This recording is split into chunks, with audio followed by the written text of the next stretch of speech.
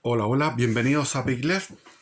He estado con hartos problemas porque hay, hace unos meses se cayó un pedazo de montaña, se deslizó con la lluvia y ahora ha llovido muchísimo. Y con truenos, relámpagos, aguaceros infernales, o sea, aguaceros paradisíacos. Me encanta la lluvia. Como buen santiaguino que siempre esperaba como un mendigo, que venga la lluvia, que venga la lluvia, no llegaba nunca. Bueno, continúo con la lectura. En el video anterior hablamos de cómo el Partido Comunista fue ascendiendo en importancia, en votación junto con el Partido Socialista, ya Allende y Oscar Schnake en plenas funciones, avanzando, y cómo se llegó a la ley maldita. Brevemente, hay que escuchar el video anterior y ahora seguimos leyendo cómo el pueblo chileno estaba cabreado de la politiquería, del partidismo. Habíamos hablado que empezaron con 12 partidos, con 40 y tantos, llegaron a 50 y tantos partidos políticos, las luchas internas, alianzas ridículas, extrañas. Finalmente González Videla hizo una cosa que se llamó Concentración Nacional, donde juntó a conservadores, liberales, socialistas, todos contra los comunistas. Y ahí firmaron la famosa ley maldita, que es la ley de defensa permanente de la democracia, ley de la defensa de la democracia en forma permanente. Entonces, el pueblo chileno quería algo diferente, quería algo distinto. Y aquí estaban esto que leí al final en el otro video, dice: cuando las elecciones presidenciales de 1952 se acercaban, se terminaba el periodo de González Videla, era claro para todo el mundo, menos para los políticos profesionales, que el pueblo chileno estaba cansado de los partidos políticos. El historiador Galdames dice que el fin de la era radical coincide con una marcada pérdida de prestigio de los partidos políticos, los que, en la opinión de la mayoría del país, habían demostrado su incapacidad para orientar y guiar las aspiraciones nacionales. El comentarista conservador Mario Arnelo, que era amigo, muy amigo de mi padre, estuvo de acuerdo. La descomposición de los partidos políticos es un drama nacional, dice él, porque está destruyendo no solo a los partidos mismos, sino al sistema jurídico, a la vida democrática, al sistema, a la libertad, a la capacidad de autosuficiencia que nos dieron los grandes chilenos, especialmente don Diego Portales. Bueno, los partidos, o sea, la Constitución del 25 quería dar un poder al presidente para que el Parlamento dejara de ser el que tenía la voz cantante. O sea, el parlamentarismo trató de eliminarse, pero pasamos del poder del Parlamento al poder de los partidos políticos. Los partidos políticos presionaban a los presidentes. A esta situación, a esta brecha histórica, marchó Carlos Ibáñez del Campo, de 75 años de edad. Se había presentado a candidato en casi varias veces. El militar convertido en figura pública que se describía a sí mismo como un hombre por encima de la política. Aunque desde que había dejado la moneda en 1931, su nombre no solo había aparecido dos veces, en las listas de candidatos presidenciales, sino que además ocupaba entonces una banca de senador bajo los auspicios de un partido creado por él, el Partido Agrario Laborista, que dirigía mi padre. Para un país ensordecido cada vez por las estridencias de políticas partidistas, Ibáñez representaba la esperanza nostálgica de un regreso del orden, del autoritarismo, de la estabilidad, de un cuarto de siglo de antes, cuando él estaba en el gobierno, cuando él había gobernado el país con una mano autárquica, firme y vigorosa. Hizo su campaña con una escoba, prometiendo barrer hasta que quedara todo limpio, la escoba que iba a barrer a todos los politiqueros y toda la corrupción y todo eso. Eso era el anhelo del pueblo chileno. Tanto así que después de Ibáñez votaron por otro igual, que era Jorge Alessandri. Frustrados por Ibáñez, privados del consejo de los astutos aliados que ellos mismos habían relegado a la ilegalidad, los radicales tuvieron que contentarse con encabezar una coalición que incluía un par de aprendices políticos.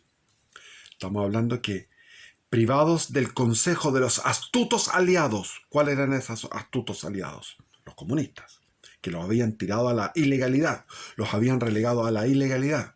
Los radicales quedaron huérfanos y tuvieron que contentarse con encabezar una coalición que incluía un par de aprendices políticos. La Falange, que todavía no se llamaban demócratas cristianos, y los conservadores demócratas, los social cristianos. Los liberales y los conservadores tradicionalistas apoyaron a un hombre de negocios y político llamado Arturo Mate Larraín. Los socialistas presentaron su propio candidato, Salvador Allende Gossens, quien hizo su debut en el escenario electoral a nivel nacional. Fue la primera vez que se presentó como candidato a presidente. Ibáñez ganó por el mayor margen obtenido por ningún candidato desde que el electorado había encumbrado al poder a Arturo Alessandri en 1932, y con un resonante mandato para acabar con el desorden y la confusión en los asuntos públicos. Ibáñez recibió 446.000 votos, o sea, el 46,7% del total. El candidato conservador Arturo Mate lo seguía a bastante distancia, con 265.000 votos, o sea, el 27%. Es decir, entre los conservadores y los que querían autoritarismo, como era el caso de los ibañistas, estamos hablando de 46% más 27%. El candidato de la coalición radical era Pedro Enrique Alfonso Barrios, un moderado que había sido ministro en los gabinetes de 3 presidentes radicales. O sea, los radicales presentaron un moderado y les fue mal. Él tuvo que conformarse con 190.000 votos, un escaso 19% para los radicales. Ya se desinflaron, el partido se había desinflado. El único izquierdista auténtico de la contienda era Allende, que logró atraer 51.000 votos, un mísero 5,4%. Es decir, la izquierda se había desinflado por completo. Eso fue también fruto de todo lo que dicen algunos que opinan que el prohibir al comunismo participar en la vida pública con radioemisoras, con periódicos, qué sé yo, y participar en las elecciones, el prohibirlo, eso los victimiza y ellos crecen. No. El Partido Comunista, si tú los das a elegir, van a preferir tener vocería pública y participación en la vida política. Por lo tanto, lo que ellos quieren es lo que les conviene. Si ellos apoyan ahora una constitución que se vaya a aprobar, que se quisiera aprobar, si ellos llaman a aprobar, uno tiene que votar en contra, de todas maneras. Y se ve que el ataque que hicieron contra el movimiento y el Partido Comunista, el movimiento marxista, fue útil y estaba en la ola de la historia también, porque Allende logró conseguir un 5,4%, es todo lo que había de izquierda en el año 52. Ibáñez había prometido barrer lo malo. Lo que el país obtuvo fue un gobierno minado por una corrupción sin precedentes, que llegaba hasta el poder. Diría más bien minado por la politiquería de los partidos y la legalidad que habían construido como decía mi padre, una catedral de legalidades compleja para impedir que existiera el verdadero y real autoritarismo.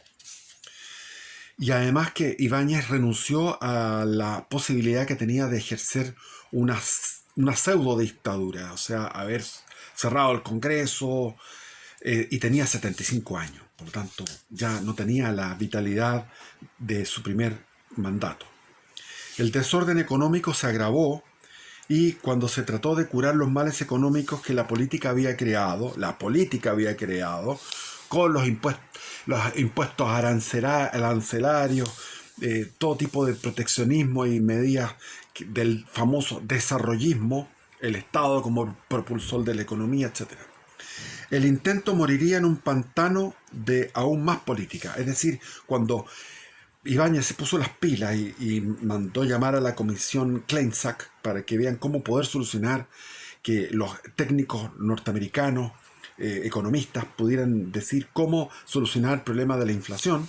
Se quedó empantanado en más política, más discusión, no se pudieron poner de acuerdo y Ibáñez no se quiso imponer. En el frente político hubo desintegración en lugar de consolidación.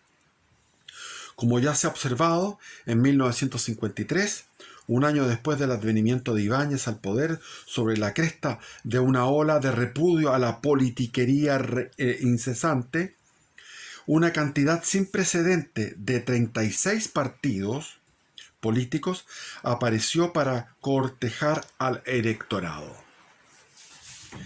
Ahí voy a leer este discurso, el drama de Chile que dio mi padre en el Senado en ese momento. ¿Cuál era la solución que tenía? Mi padre tenía la solución, pero Ibáñez no le hizo caso, porque estaba viejo. Los resultados eran predecibles. Los votantes, una vez más, apoyaron a los apolíticos y se unieron detrás de Ibáñez, siguieron apoyando a Ibáñez. Pero lejos de lograr estabilidad, el gobierno de Ibáñez fue un periodo de ruleta administrativa. Ibáñez reorganizó sus gabinetes en forma mareadora. 41 veces en los primeros 33 meses de gobierno. Cambios ministeriales. Y luego recurrió a figuras apolíticas para que lo acompañaran hasta el atormentado final.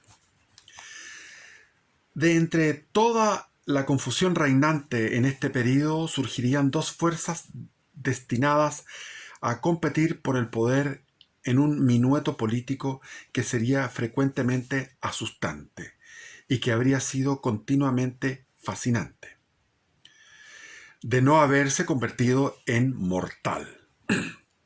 Ellos eran el Frente de Acción Popular, el FRAP, y los demócratas cristianos.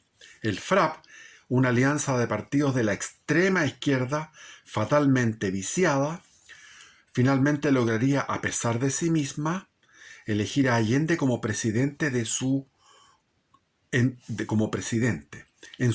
cuarto intento, para luego incinerarse una vez logrado el poder. Los demócratas cristianos se representaban como la mejor esperanza para contrarrestar a la extrema izquierda. Eso es lo que ya se dibujaba. La extrema izquierda empezó a crecer nuevamente porque Ibáñez no hizo lo que quería hacer, decepcionó al votante, lo que debería haber hecho, no lo que quería, lo que debería haber hecho, y que quería y no podía porque estaba un viejo y se transformó en un presidente más sin fuerza. Tuvo que enfrentar una insurrección tremenda por una alza de precios de la locomoción colectiva. Fue una pequeña alza de 30 centavos y se produjo una tremenda insurrección en las calles y tuvo que enfrentar aquello. Casi lo tumbaron del poder. Y lo que estaba hablando aquí, que el Frente de Acción Popular, el FRAP, fue una alianza de partidos de extrema izquierda que lideró Allende y que los demócratas cristianos se presentaron como una alternativa de izquierda, comillas, cristiana. Sin embargo, mientras más tiempo permanecían en el escenario público, en el escenario político, la apariencia y las palabras de los demócratas cristianos los asemejaban más y más al FRAP. Mientras más tiempo permanecían en el escenario político, la apariencia y las palabras de los demócratas cristianos los asemejaban más y más al FRAP, al Frente de Acción Popular, a la extrema izquierda. Y muchos, quizás la mayoría, de sus dirigentes más prominentes jamás fueron capaces de liberarse de su profunda e irracional atracción por este grupo.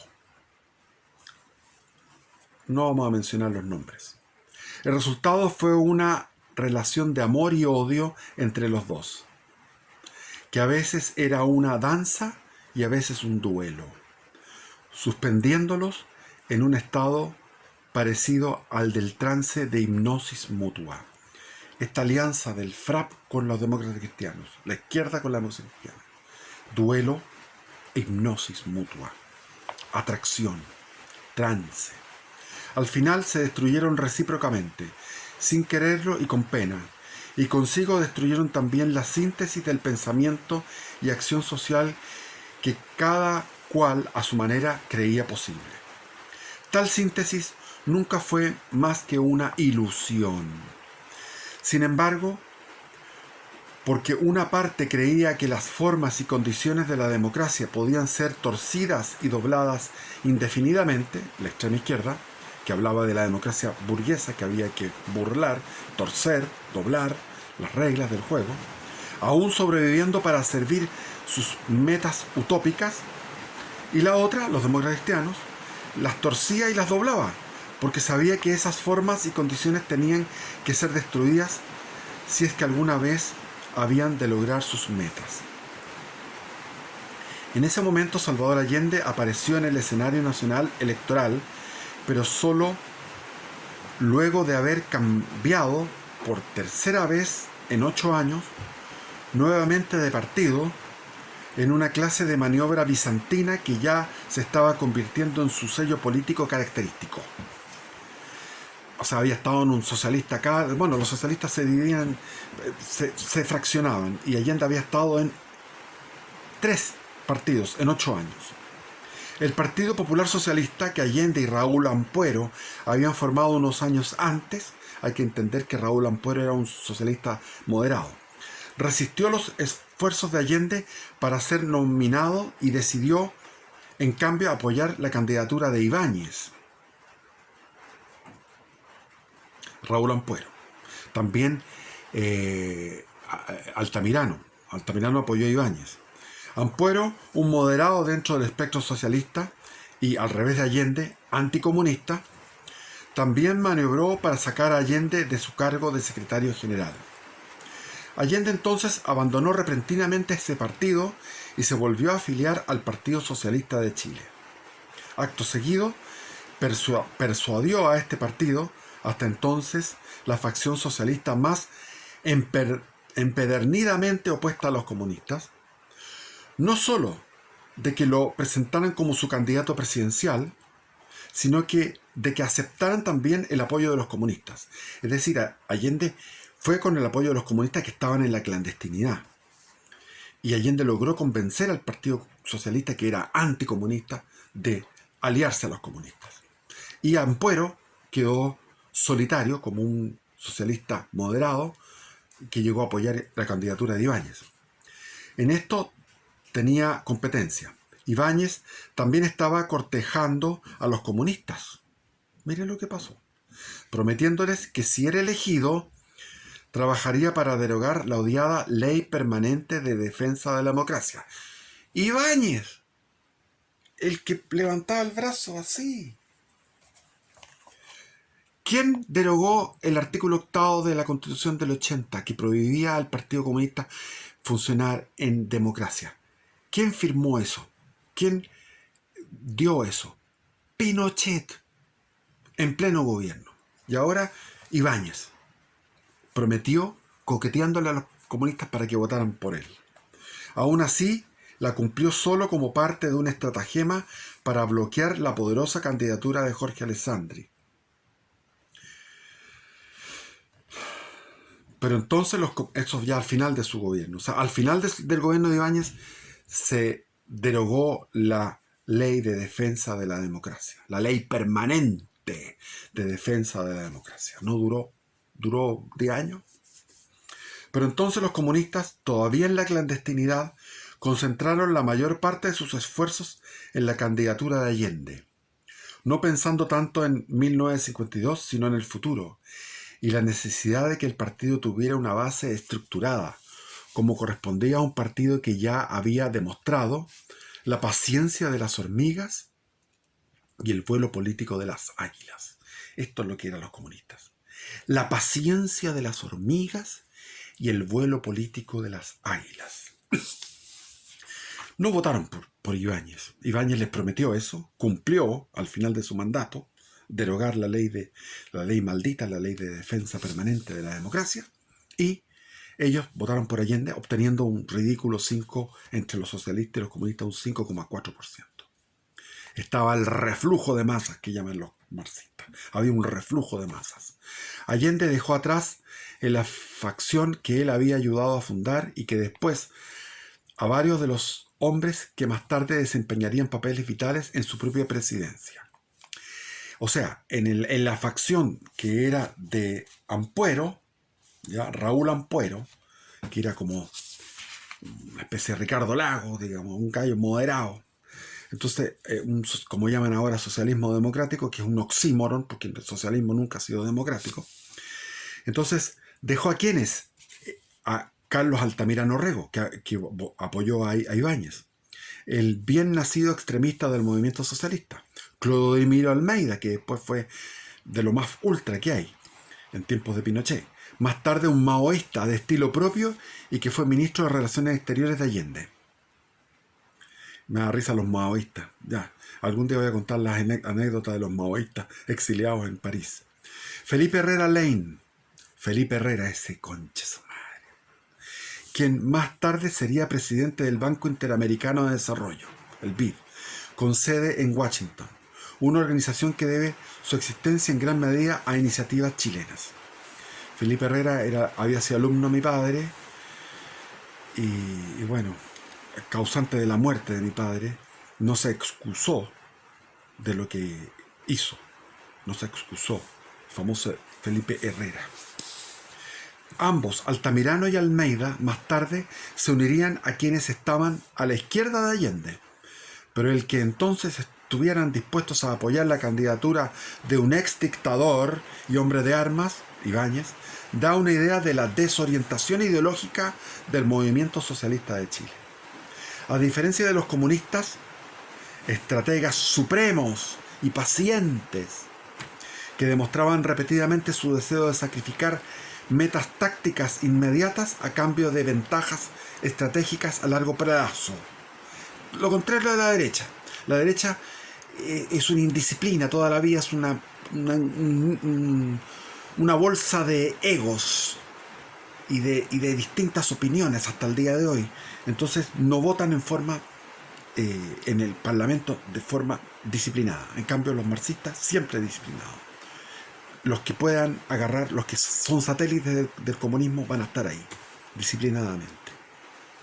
Siempre con vistas, ellos pueden sacrificar metas tácticas inmediatas a cambio de ventajas estratégicas a largo plazo. Los socialistas eran el partido de los manipuladores, al revés de los comunistas. El partido de los manipuladores, de los acorralados, de las decisiones repentinas y de una mezcla peligrosa de imprudencia y rigidez. Altamirano, un marinete petulante que comenzó su carrera como abogado de una compañía norteamericana, iba en camino de consolidar su trayectoria en la extrema izquierda del Partido Socialista, donde reinaban la imprudencia y la rigidez. Almeida aplicaba un estilo más racional a ideas de comparable incandescencia, de ardorosa extremismo de izquierda. Y Allende, como ya se ha dicho, era el príncipe del muñequeo. Frente a una inflación descontrolada y a una contracción de los créditos externos, Ibáñez contrató a mediados de su mandato a una firma norteamericana asesora en administración para que lo aconsejara en materias económicas. La misión Klein Sachs, como fue conocida, comenzó su tarea de 2 años en septiembre de 1955 y logró resultados relativamente impresionantes en un plazo reducido a través de un plan de austeridad severo. Incluía controles no muy estrictos sobre salarios y menos estrictos aún sobre precios, una fuerte reducción del gasto público, sanciones para los evasores de impuestos y una serie de medidas fiscales, incluyendo la supresión de controles cambiarios sobre divisas extranjeras. En 1955, el costo de la vida había subido 83%. En 1956, el aumento fue de 37%. O sea, la inflación en el año 1955 era 83%. En 1956, el aumento fue de 37%. Y en 1957 había bajado a 17%. Logró bajar con toda la estructura del desarrollismo, del proteccionismo, sin hacer un cambio profundo como el que hizo Pinochet, que fue un cambio de raíz profundo sobre el problema, asesorado por los Chicago, por todos los que seguían a Milton Friedman, política monetarista. Eso en esa época se hicieron estas medidas, que fueron medidas no profundas, y sin embargo logró bajar de 83 el año 56 a 37% el año 57. El año 57 estaba en 17%, o sea, de 83 a 37 fue algo, pero no fue permanente porque la estructura, era un problema, una crisis estructural el tema de la inflación. Y llegamos a ser el campeón mundial de la inflación el año 72, 73, 74. Fuimos el número 1 del mundo. Y ahí el 75 ya empezó a disminuir hasta que llegamos a cifras parecidas al 17% en los años 80, recién. O sea, se demoró el gobierno militar mucho en restablecer una inflación baja, en establecer una inflación baja. Y después ya la Concertación heredó una política tan sana de inflación con bancos centrales autónomos, todo eso, que la inflación llegó a ser un 3% anual. Medidas tan rigurosas, sin embargo, no podían sobrevivir mucho tiempo en el clima político volátil que había sido creado en Chile. Hasta enero de 1956 se había dado a los trabajadores un aumento automático de los salarios, equivalente a 100% del aumento en el costo de vida del año anterior. Siguiendo una recomendación de Klein Sachs, esos aumentos automáticos fueron reducidos a la mitad. En 1956, los salarios aumentaron 30% y los precios 37%. Una modesta diferencia entre salarios y precios, comparada con las que los chilenos ya habían padecido, y una bagatela comparada con lo que vendría. Pero fue suficiente para agravar un problema complicado por la convergencia de la competencia de las corrientes internacionales. El Fondo Monetario Internacional, entonces el ogro de la izquierda latinoamericana, debido a las medidas de austeridad fiscales que impuso sobre todos los países como precio por su apoyo financiero e indispensables certificaciones para obtener más créditos, se unió a otras instituciones norteamericanas para extender créditos a Chile por $75 millones. En esa época mucha plata. Alineados contra los monetaristas del Fondo Monetario Internacional estaban los economistas estructuralistas que iban en ascenso en otras entidades internacionales, muchas de ellas más tarde asociadas a la famosa Alianza para el Progreso de John Kennedy, en plena gobierno de Frei. Muchas más basadas en organismos de la OEA y de las Naciones Unidas, en Santiago. Famoso, se me olvidó el nombre, pero empezó la OEA, empezó las Naciones Unidas, empezó todo eso, ya lo vamos a ver. A pesar del progreso evidente, el descontento laboral escaló en 1955 y en 1956, en buena parte fomentado por la Central Única de Trabajadores, la CUT. Central Única de Chile, maciza, maciza como el acero, que vela por las conquistas del trabajador chileno. El pampino, el chilote, caramba, y el campesino por su destino, sí, caramba, preciosa joya, la unidad de la clase, caramba, trabajadora, que vivan los obreros, caramba, del mundo entero. Pom, para, pa, pa, pom, para, pa, pa, pom, pom, pom, pom. La cueca del Quilapayún. La Central Única de Trabajadores, dominada por los comunistas, la CUT en 1953, ya contaba con 300.000 miembros en sus 35 federaciones y asociaciones nacionales y 913 sindicatos. En medio de corrientes encontradas tan poderosas, la precaria coalición que había llevado a Ibáñez al poder se desintegró, como todo pasaba en esa época, y él se dio vuelta cada vez más hacia la derecha y a los independientes para que lo apoyaran. Ellos demostrarían ser, primeramente con Ibáñez, luego de una manera asombrosa para su causa última, con Alessandri en el gobierno que siguió. O sea, Ibáñez y Alessandri fueron incapaces de llevar a cabo la pesada tarea de preservar con la austeridad.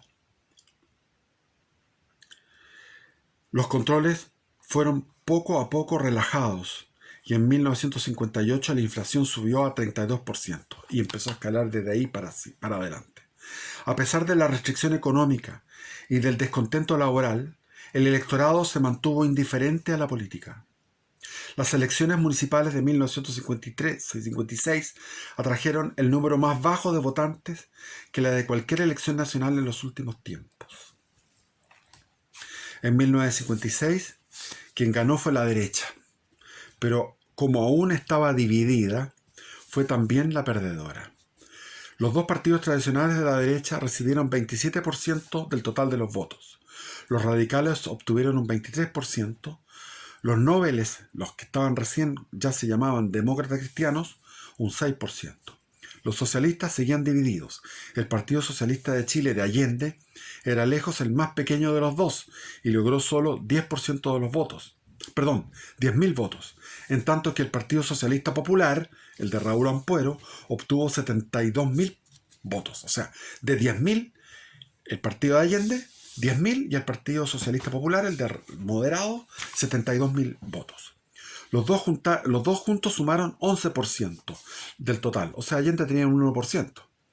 Las dos facciones finalmente hicieron las paces al año siguiente y juntaron sus fuerzas el 7 de julio de 1957, luego de sufrir una derrota contundente en las elecciones parlamentarias de abril de ese año.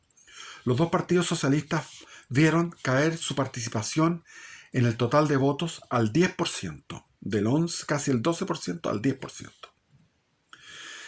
Y la coalición izquierdista, los comunistas todavía en la clandestinidad, los dos partidos socialistas y el pequeño Partido Demócrata del Pueblo, perdió 16 de las 37 bancas que tenía la Cámara de Diputados.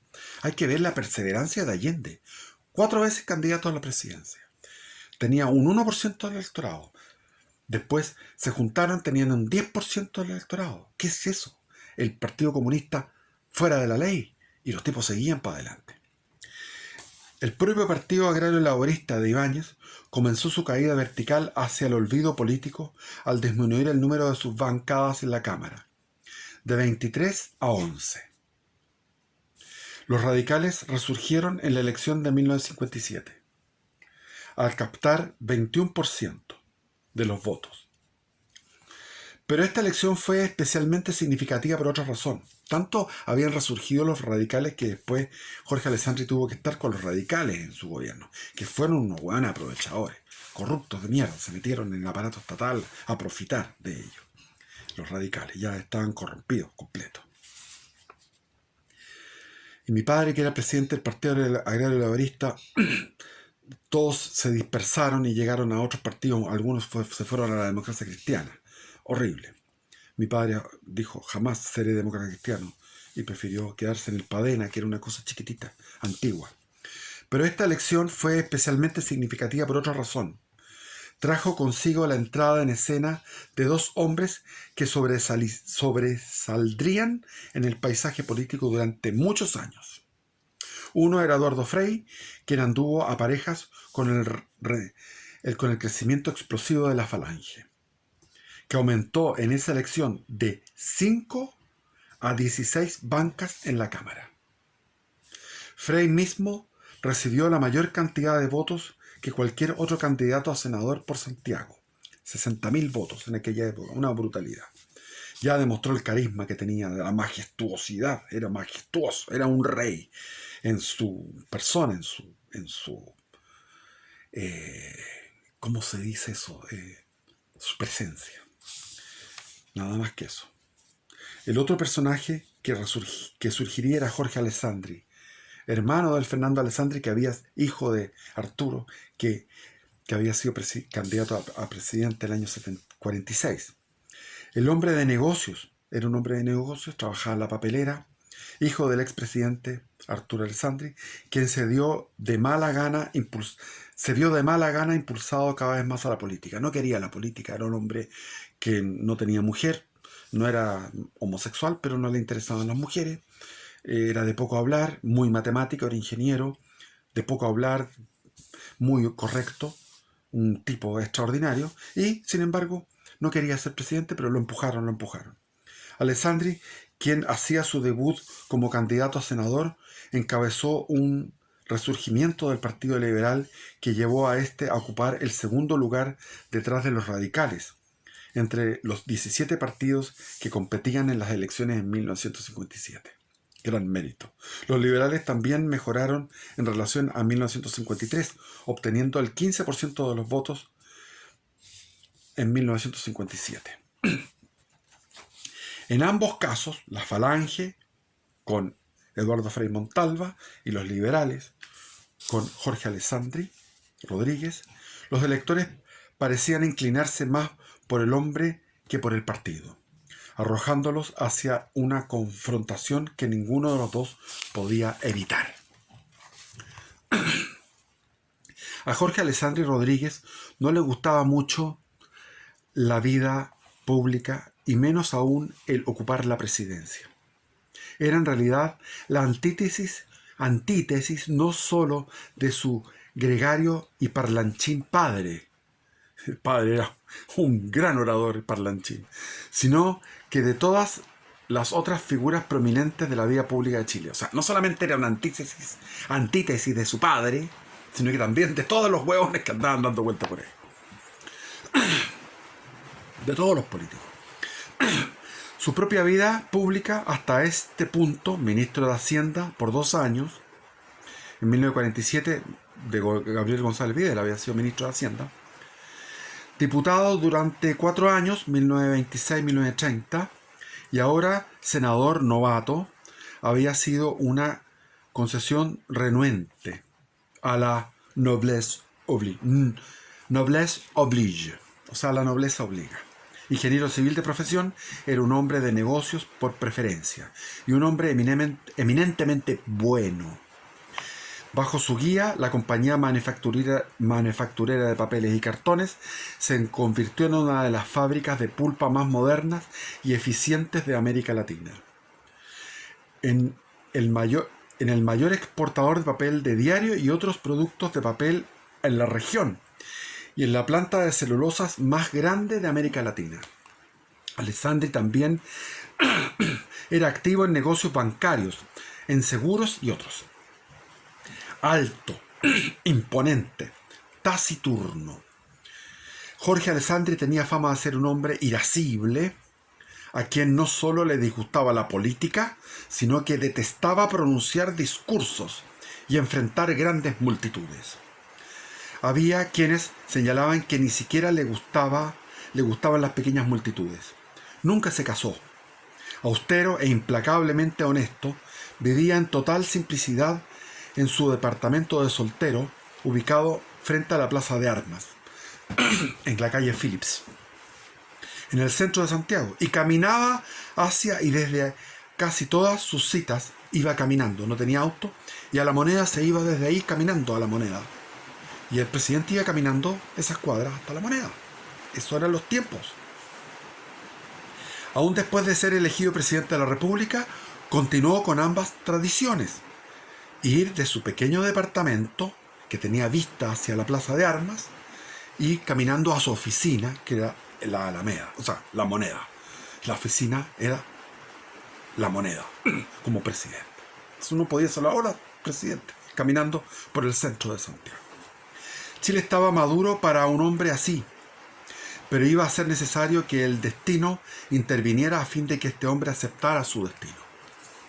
Luego de las elecciones parlamentarias de 1957, los jóvenes eufóricos y llenos de propósitos de la democracia cristiana alcanzaron la prominencia como la onda del futuro, como la modernidad, y el alto, desgarbado y serio y elocuente y gran orador que era Eduardo Frei, con su imponente facha de estadista, representaba su mejor esperanza de hacer para el futuro, para que ese futuro ocurriera de inmediato. El futuro, nosotros somos los modernos, somos la frescura en la política. Eso decían los falangistas, los ahora llamados demócratas cristianos. Sin embargo, se le atravesó en el camino. Los liberales, quienes también acababan de resurgir en las elecciones parlamentarias, se inclinaban fuertemente a favor de la candidatura de Frei. Hasta los conservadores tradicionalistas lo querían y exigían una sola condición: que el candidato Frei les escribiera una carta solicitando su apoyo, una especie de seguridad por escrito de que más tarde no iban a ser olvidados en los círculos de gobierno, en la repartija. Frei no accedió, confiando en que de todas maneras iban a tener que apoyarlo a fin de impedir la victoria de una coalición izquierdista. Dentro de las filas liberales existía un grupo que tenía una idea diferente. Lo encabezaba el senador Raúl Marín Balmaceda y querían tener a Alessandri. Marín lanzó un movimiento para reclutar a Alessandri y este insistió tosudamente en que no estaba interesado. No quiero ser presidente. Finalmente, en la víspera de la convención liberal, Marín fue personalmente al departamento de Alessandri para rogarle que aceptara. Alessandri siguió negándose. Sin inmutarse, Marín declaró que de todos modos iba a presentar su nombre. De todos modos. Alessandri dijo: yo no quiero. Pero Marín Balmaceda dijo: voy a presentar de todas formas tu nombre ante la convención. Y antes de partir agregó: acuérdese del Cid, le dijo, acuérdese del Cid campeador. Él ganó sus mejores batallas después de la muerte. En la convención, Raúl Marín Balmaceda pronunció un brillante discurso en apoyo de la candidatura de Alessandri, luego cayó al suelo y murió. Este hecho dejó a los concurrentes estupefactos y electrizados. Acto seguido, la candidatura de Alessandri fue aprobada por aclamación. Lo hecho también afectó profundamente a Alessandri. Finalmente él aceptó. Se trataba del tercer Alessandri que se presentaba como candidato presidencial. Primero el padre, que fue 2 veces presidente, el hijo Fernando, que fracasó, pero después fue presidente del Senado, y ahora Jorge Alessandri.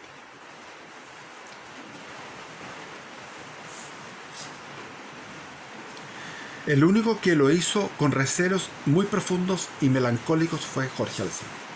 Las elecciones legislativas del 57 deberían haber presagiado la llegada de la más poderosa coalición izquierdista reunida hasta la fecha, o por lo menos la inevitabilidad de tal coalición. Hay que entender que ya los comunistas, Ibáñez les había levantado la ley de defensa de protección permanente de la democracia. Lo que los proscribía, eran proscritos, ya estaban en la legalidad. Los radicales se habían unido en 1957 para recapturar su lugar como el partido más grande del país. Los socialistas, aunque otra vez reunidos, habían quedado mal en la última elección. Los comunistas recién comenzaban a reagruparse después de su largo exilio político. Ahí están las poesías de El concha su madre de Neruda. Me las sé de memoria, no los voy a aburrir con eso. Aunque en el ambiente relajado de los 6 años anteriores no habían estado de ningún modo ociosos. Los comunistas no habían estado ociosos en la clandestinidad y realmente proscritos. Por otra parte, la izquierda enfrentaba la amenaza de una triple alianza que la diezmaría. los emergentes demócratas cristianos, con los dos partidos tradicionales de la derecha, conservadores liberales, detrás de la candidatura de Eduardo Frei. Bajo tales circunstancias, una coalición de la izquierda, organizada en sus propios términos por los no tan eminentes radicales, era igualmente natural.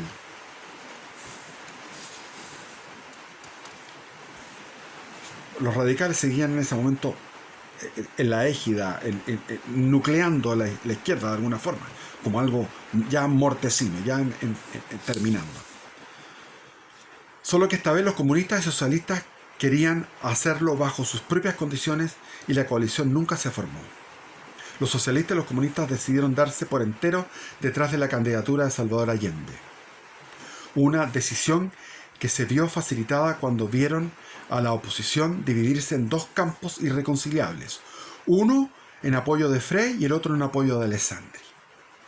Pero los comunistas flirtearon primero con los infinitamente ambiciosos radicales, obteniendo de ellos los votos que necesitaban en el Congreso para derogar la Ley de Defensa Permanente de la Democracia anticomunista, que había sido auspiciada por muchos de esos mismos senadores y diputados radicales 10 años antes.